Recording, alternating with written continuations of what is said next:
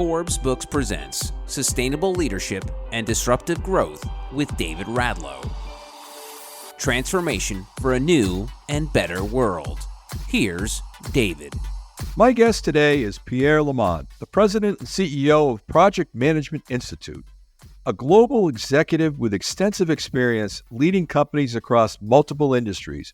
Pierre has a proven record of delivering results and guiding organizations through transformations and globalizations. Pierre, welcome to the podcast.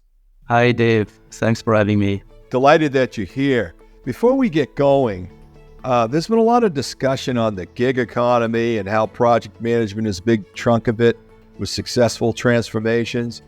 What are we looking at in terms of gig jobs and growth versus full-time? Realize it's a macro type question, but we're just trying to see where the sustainable market is worldwide. Well, in project management, indeed, you're seeing an increasing number of professionals who work on their own, independent. They're usually not junior project managers. They are people who have experience. And, we've seen an increase of that. I think it's a combination of factors. One of them is that increasingly project management is being outsourced. So you see many companies that do have project managers in-house, but also increasingly use external suppliers for managing their projects. Could be sometimes because they operate in markets where they can't find locally the kind of skills that they're looking for. Think of emerging markets when they manage large infrastructure projects. Or it can simply be a way for them, like every company that uses outsourcing, a way to manage your workflow, and have more resources when you need.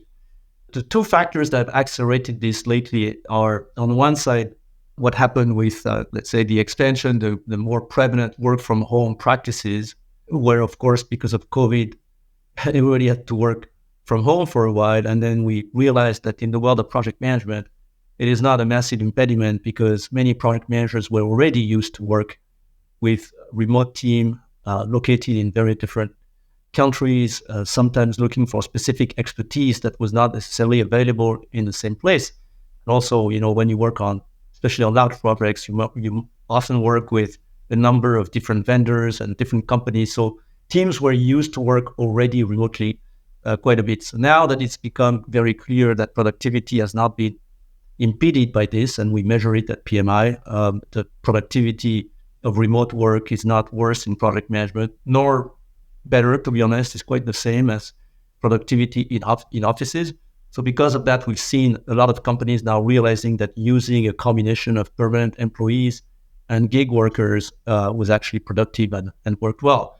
Now, of course, with the technology that is booming now in our industry at the leverage of AI, we're seeing even more of that in a way, as communication has been made easier when you don't even work in the same place, right? Managing stakeholders, all of that is actually supported very well by the new AI tools, and that helps having more distributed teams that meet once in a while in person, but work very frequently remotely. Okay, well, I appreciate that. Along the AI front, where we're headed here, the trend on projects, what do you see in terms of, there's limitless applications and benefits and risks of AI. Where do you see on that side versus, straightforward, okay, we're going to use this and how do we get this to stick? Where do you weigh in on this? I mean, what's going on? It's interesting because 91% of project professionals, so basically people who work on what we call project work, right? Could be programs, portfolio of projects. They don't necessarily have the title project manager, but they are doing project work with a beginning and an end, mostly. We see that 91% of them believe that AI will have a significant impact on their jobs. Now, only 21% are actually right now using AI, at least on some of their projects. So there's a massive gap here. So the challenges we're seeing here are twofold. One of them is the talent skills gap, right? So you're seeing people who know that AI is going to be important to their profession and to their jobs, but they still need to learn how to use AI. And it will take time. It's not just practicing ChatGPT. It's a good start, but you have to understand, for instance, prompt engineering. How do you properly ask questions to LLMs? So there's this skill gap that needs to be reduced over time. And then the second obstacle is that in some companies, especially in specific industries that are very sensitive to confidentiality and privacy risks, and cybersecurity risks, you're saying an obstacle that is created by the companies themselves that do not necessarily let people access AI tools the way they would like to. I believe that this is an obstacle, just like the first one, that over time would be lifted. The talent skills gap is just a matter of time. PMI offers courses, platforms, supports of all sorts to help people in project management learn how to leverage AI. But even on the restrictions that many people are facing in using AI in their day-to-day jobs, it reminds me to an extent of what happened 10, 15 years ago with cloud technology, where in some industries, there was a lot of reluctance. And then, at one point, companies realized that they put themselves at a huge competitive disadvantage. So they do have to work on guaranteeing some security. But the tenet of not adopting a technology like AI for supporting the day-to-day job of your employees is a kiss of death, right? You're protecting yourself short-term, but long-term, you're putting yourself at a massive disadvantage. So I believe that both obstacles will be lifted over time. That's helpful. And you pointed out a lot of white space there with just 21% there. So you're in the range of early adopters, later adopters, and then to move on. As we pivot to something tried and true, where is the world going on data analytics and insights? Well, that's a fairly different topic. But, one of the things that the industry of data analytics and insights has had to really focus on in the last 10 to 20 years is how do you leverage the huge quantity of available data that comes spontaneously from consumers, from the public, from shoppers, from users of your products and services. You were seeing companies trying to basically sift through the data that is available on the internet and make sense of it. And frankly, it was difficult. So you had many companies that tried to develop tools for doing that. But it did not really fully work because in the end, it still requires a lot of manual work. In the end, unstructured data was never in data analytics and consumer insights as important as doing proper structured research, where you ask questions under a certain format, following certain rules and with a sample that makes sense and all of that. Now, the incredible added value of, especially now, generative AI, right, is that it does help you summarize massive quantities of data in a reliable way and incredibly fast. I mean, I don't know if you do that, but sometimes I'm having fun copy-pasting the comments of readers on the New York Times or any sports magazine or whatever you want. I put all of this in ChatGPT and ask to summarize the sentiment. It's unbelievably reliable and quick.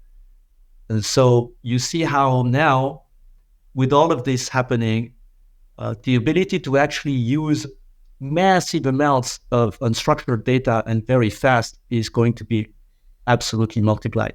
The other thing is that a lot of, in the world of data analytics and insights, a lot of information is lost. So you use it one time and then it goes somewhere, it's stored somewhere, but no one is ever going to go back to it because why would you do that? It takes too much time. You don't even remember where to find the information you want.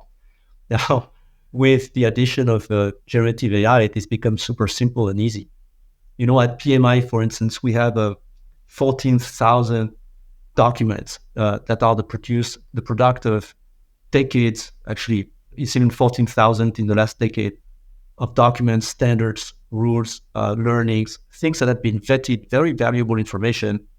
We put all of that in a platform that we developed, and it's just supported by ChatGPT. And now you can ask any question and you got access to all this information. You can upload your own documents, your own specific situation, and ask for advice.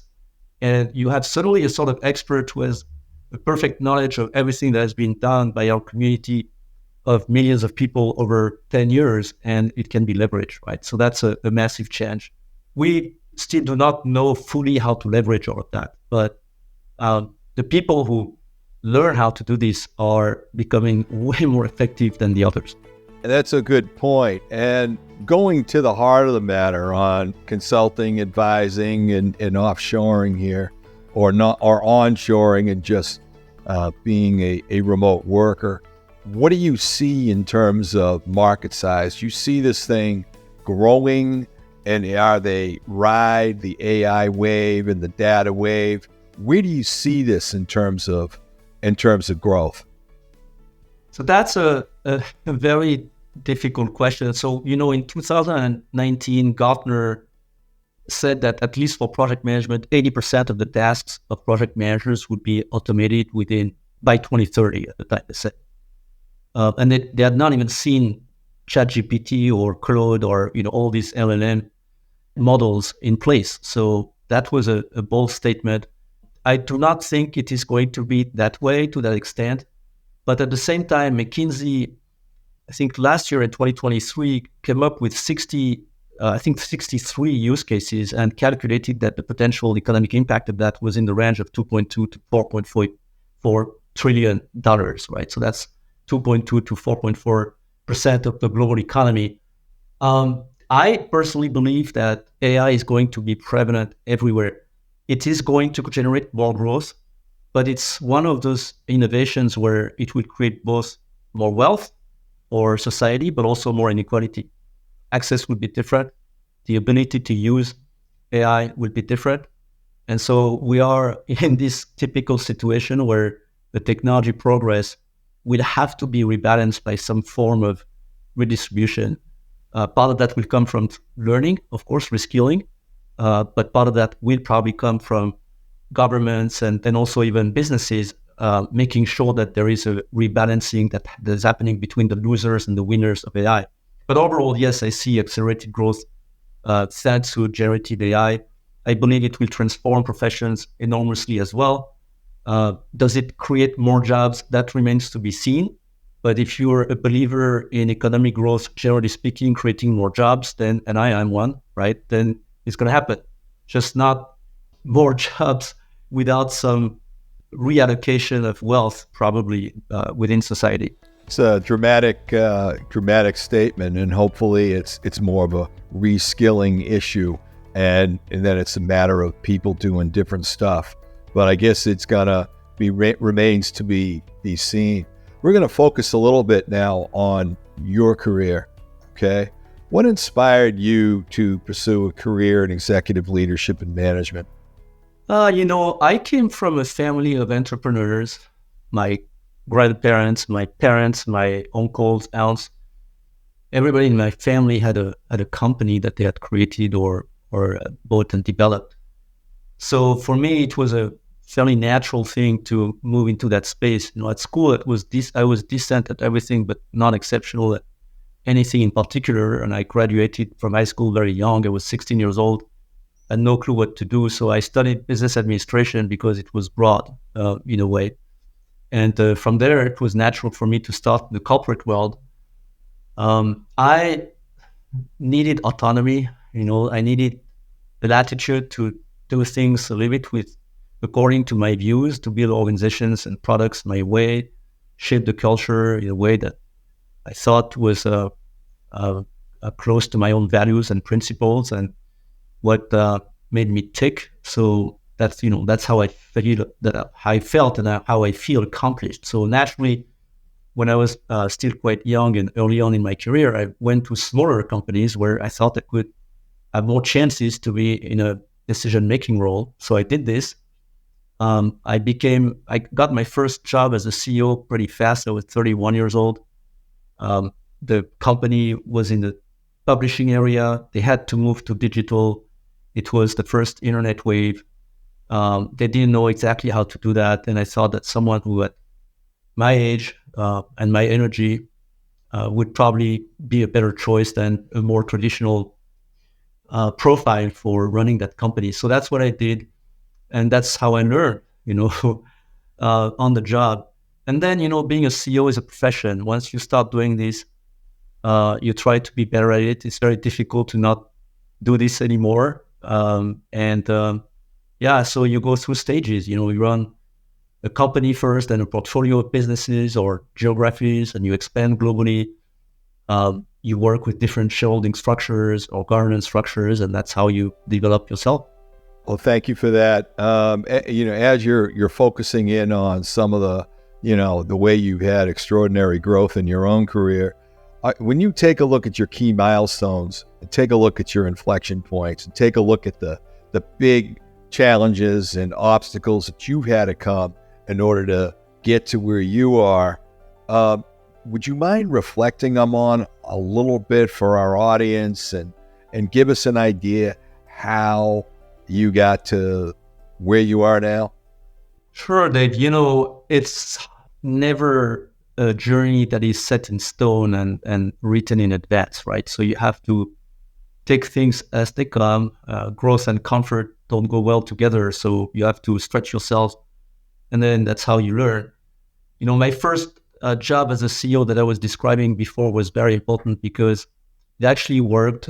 We were very successful in that organization, and it was a transformation that seemed almost impossible at the time. It was a very big legacy brand that nobody thought could move. And in a matter of a couple of years, 3 years, we moved from 0% of our revenue from digital products to 70%, which had massive implications on product development cycles, our sales channels, everything. And, we often say that we learn a lot from failures, but I believe that you also learn a lot from successes because they give you confidence and you now know that it's possible to make things that seem impossible to others. So that was very useful to me. I think then a few years later, I was running a business in France, and I was asked for the first time to run a pan-European business. So I suddenly had to manage a company with other CEOs, in fact, of the different countries reporting into me. And that was a big adjustment for me. When you run a relatively small company, you are very hands-on. You can do a lot yourself. You can really shape it the way you would like it to be. And then suddenly you become manager, the CEO of a constellation of different organizations where you have your own CEOs there, sometimes founders. And you have to learn what is the job, right? Basically. So is it about doing their job? No. Is it about doing nothing? No. So how do you adjust to this ability to manage a portfolio of businesses across different industries or different verticals and different countries was for me an adjustment. And I learned a lot doing that. So basically the first time I got to run a business that was operating across different markets. Then I learned also the first time the company I was running got sold. You got to go through this sell process. At the time, we got acquired by private equity, and we had to live through a very unstable environment for a while. Hard to motivate your teams, hard to think long term when this is happening, but it's part of the role when you're a CEO. Sometimes things are not very stable, and you have to project this confidence in the future, even if you yourself do not know exactly how things will play out, and if you even don't know how long you will stay. So you got to have this kind of split in your own personality where, the face of yourself is very confident about the future and thinking long term, and inside in your head, you don't know for how long this is going to last. And I think most CEOs have to go through these periods. It's a fairly frequent situation that we're in, and part of the job. I had another good experience. I worked for a very big, you were mentioning data analytics and insights. I worked for one of the largest companies in that world, in that space, for a long period of time, around 15 years, in different markets, working first in Europe and then in the US.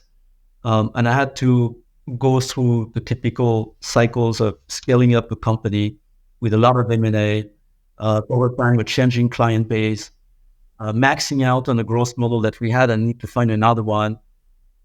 It was a listed company, so the importance of having a narrative for the stock market that you If you don't have that narrative, whatever your performance is, then you're not going to go very far. But even more importantly, if you stay a long time in the same organization, leading the same organization, you can see the real impact of what you're doing. Like I don't believe personally that you can learn that much by changing roles every 2 or 3 years. You got to sometimes stay a little longer and see the long-term impact of what you're doing on your culture, on your people, on your business. It's important to have that. And then, for me, of course, even now I'm still learning. Now I'm running an organization that has a for-purpose orientation.